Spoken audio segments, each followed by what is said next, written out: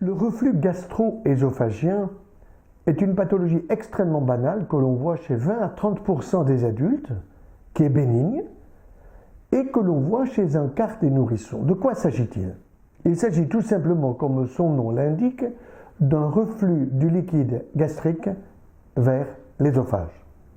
Or, l'œsophage n'est pas destiné à recevoir le liquide de l'estomac, qui est un liquide acide, dont le pH est autour de 4, alors que l'œsophage reçoit la salive qui a un pH plutôt alcalin, c'est-à-dire autour de 6.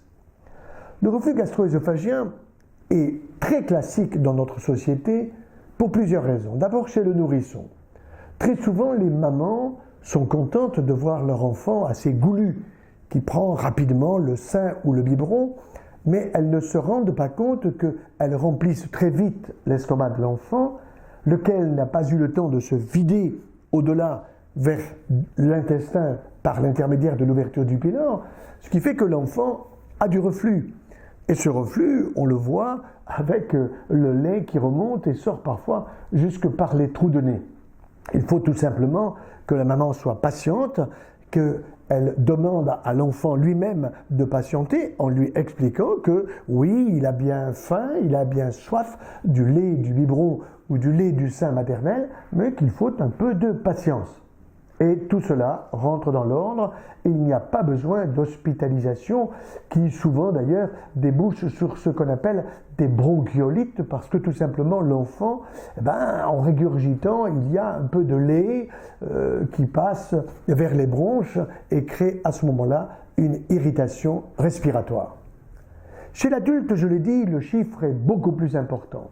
Pourquoi? Parce que nous vivons dans une société extrêmement stressée. Et que le stress, qu'est-ce qu'il crée?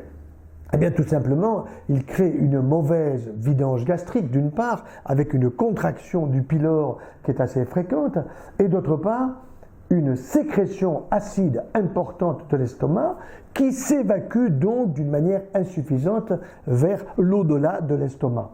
Alors que se passe-t-il? Eh bien, la contraction de l'estomac fait que le liquide va remonter vers l'œsophage. La petite valve qui existe entre l'œsophage et l'estomac est assez fine. Elle n'est pas d'une grande structure musculaire et donc elle est facilement, je dirais, peu utile ou pas efficace. Et alors, eh bien, il y a du reflux. Et ce reflux se traduit par des brûlures. Et ces brûlures sont assez pénibles, ce qui fait que, par exemple, si l'on se couche trop tôt après le repas du soir, eh bien, on va être gêné, réveillé, avec impossibilité de s'endormir, parce qu'il y a du reflux, parce qu'il y a des brûlures qui remontent jusque derrière le sternum, qu'on appelle tout simplement les symptômes du RGO, qui est le reflux gastro-œsophagien. C'est donc une bonne hygiène alimentaire, c'est donc une bonne compréhension de comment se construit ce reflux, comment il faut être plus calme, comment il faut prendre son temps pour manger et consommer les aliments en les mastiquant longuement avant de les faire descendre vers l'estomac et en étant plus cool et plus zen au moment du repas. Ainsi, le reflux gastro-œsophagien deviendra un souvenir et pas trop mauvais.